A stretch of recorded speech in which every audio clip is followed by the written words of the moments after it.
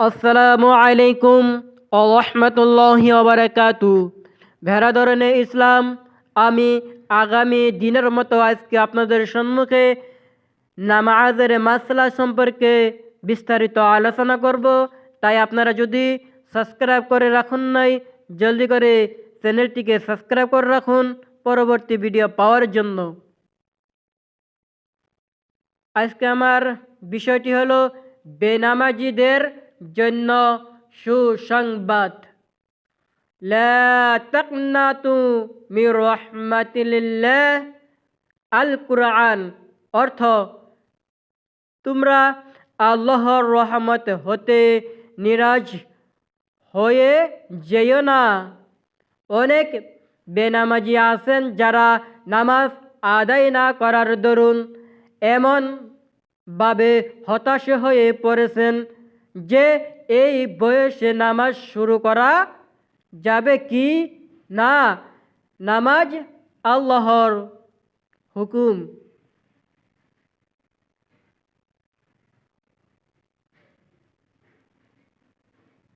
দরবারে কবুল হবে কিনা সূরা নাস তথা শরীয়তে ইসলামে এই ধরনের চিন্তা ভাবনাকে বলা হয়েছে ওয়াশ ও নামাজ, যে ফরজে আইন অবশ্যক পালনীয় তা অনেকেই জানেন না, জানলেও এর পরিণাম সম্পর্কে জানেন না।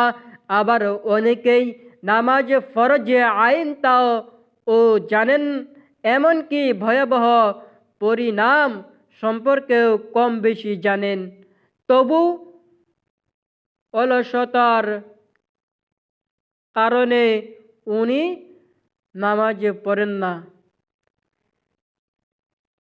কারণে নামাজ আদায়ের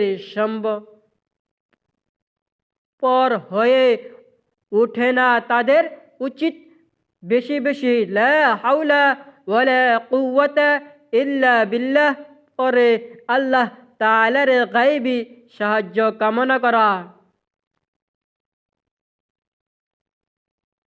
আল্লাহ যদি সাহায্য করেন তাহলে বান্দা সাহায্য পাবে।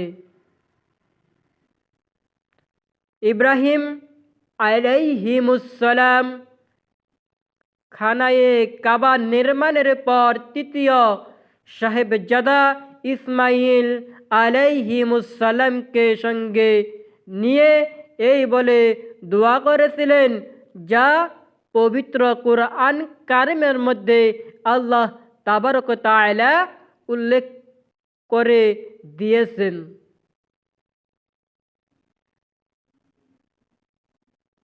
খানায়ে কাবা নির্মাণের পর তৃতীয় সাহেবজাদা ইসমাইল আলাইহি ওয়াসাল্লামকে সঙ্গে নিয়ে এই বলে দোয়া করেছিলেন, যা পবিত্র কোরআনে নির্মিত আয়াতে আছেন বলে নবী করিম সাল্লাল্লাহু আলাইহি ওয়াসাল্লাম জানিয়ে গিয়েছেন। তাই আজকে আমি আলোচনা করব 2 নম্বর পূর্ব। তাই আপনারা লাইক দিয়ে যাবেন পরবর্তী ভিডিও পাওয়ার জন্য। দেরি না করে যাই সেই ভিডিওতে।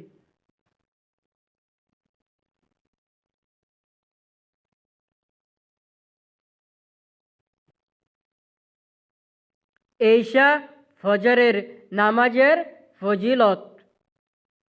জাহান্নাম থেকে মুক্তি বিখ্যাত তাইবি আবু বকর বিন উমারা তার পিতা রুআইবাত থেকে বর্ণনা করেন,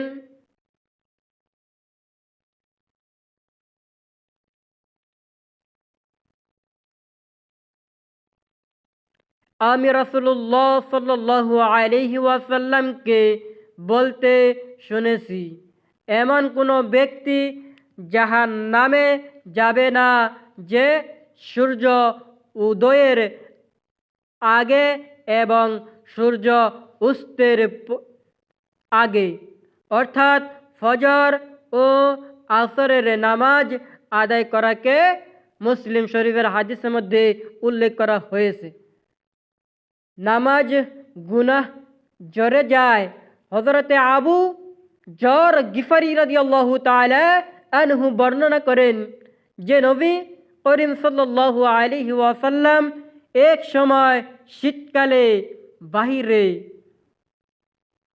অবস্থান করিতেছিলেন, কোথাও তশরিফ আনিলেন, তখন গাছের পাতার জরা মৌসুমে ছিল। নবী করিম সাল্লাল্লাহু আলাইহি ওয়াসাল্লাম গাছের একটি ডাল হাতে দিয়ে ধরলেন, সাথে সাথে তার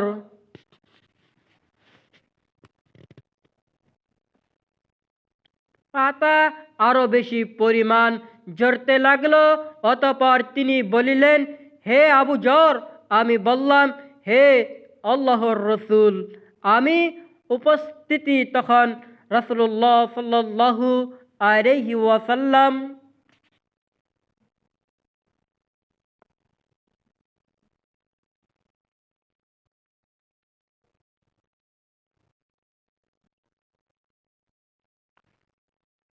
এরশাদ, মুসলমান বান্দা যখন আল্লাহর সন্তুষ্টির জন্য নামাজ আদায় করে তখন তার থেকে পাপসমূহ এমনইভাবে ঝরে পড়ে যেমন এইভাবে এই গাছের পাতা ঝরতেছে।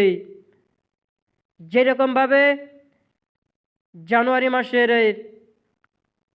আপনাদের যদি ভিডিওটি ভালো লাগে তাহলে লাইক দিন, আর আপনাদের মতামত আমাদেরকে জানাবেন বলে আমরা আশা রাখলাম। তাই দেরি না করে যারা যারা সাবস্ক্রাইব করুন নাই, আপনারা সাবস্ক্রাইব করে রাখুন পরবর্তী ভিডিও পাওয়ার জন্য বলে আপনার সুস্থ থাকুন।